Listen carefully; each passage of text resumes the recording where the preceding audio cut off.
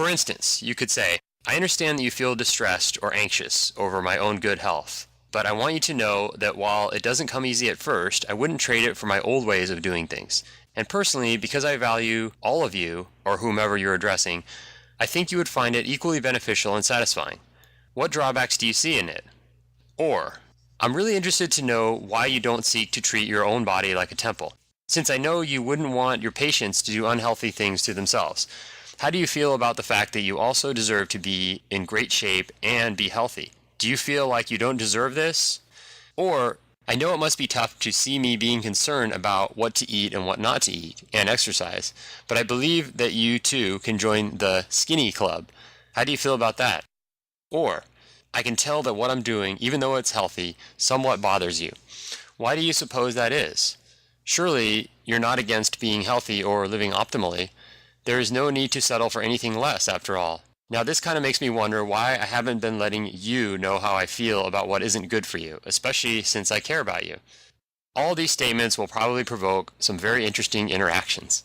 In my experience, when I've asserted myself in this direct way on other issues as well, the other person has tempered their tone and become respectful, maybe even inquisitive. The point is to make them consciously aware of their motivations, even though they are aware of them implicitly. Otherwise, they wouldn't be doing it. I think a lot of obese people take poor self-image issues as the given, and they spend their lives eating in accordance with that. So the bad eating stems from a fundamental conflict they have within themselves. Fortunately, these conflicts can be overcome. A person just needs the motivation to change, which entails understanding that change is in the realm of possibility.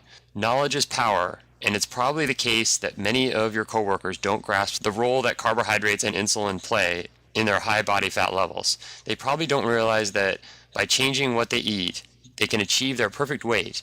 Exercise is just an added bonus to one's health. Of course, they may still resist coming to terms with their issues, seeing various psychological payoffs for staying overweight. But making things explicit can only help matters. Best wishes, and feel free to report back, Wes. And like we talked about in the last podcast, it just goes back to the talking about eating, diet, and health it's akin to talking about religion and politics in mixed groups. It really is.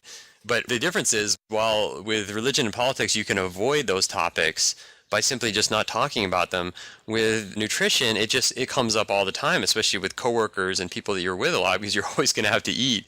So it's pretty much impossible to avoid the topic, and it does become inflammatory. And I think a lot of people deal with their emotions by kind of dishing it out and just trying to make a joke out of it, but it obviously doesn't come across that way in the way Angie was feeling in this, and I think that can apply to a lot of people as well. So it goes back to also individuating and having the self-esteem to be yourself and to have your own opinions and not be affected by all these people around you that may want to bring you down. And also, the last thing that I was thinking is, it's a comment on who you surround yourself with. Do you want to be successful in your life? What are your goals? If you want to be healthy, the best thing is to be around people that are also wanting to be healthy.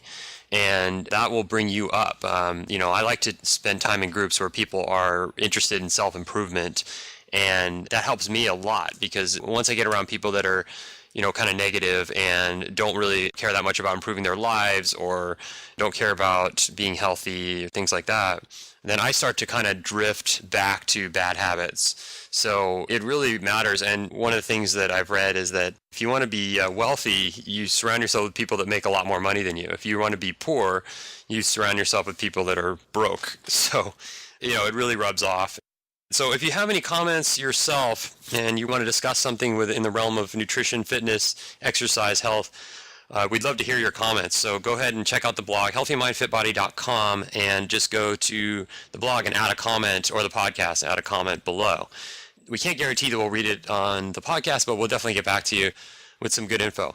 I think that about wraps it up for today's short show. Today is actually Christmas Eve, and so the big day is tomorrow. We'll be back in action next week. Wes and I will have a show for you next week.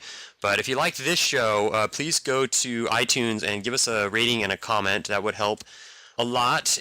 Also, we're offering a free audio, and that is available also on our website. And it's the 3 pillars for achieving your perfect weight through the mind-body connection.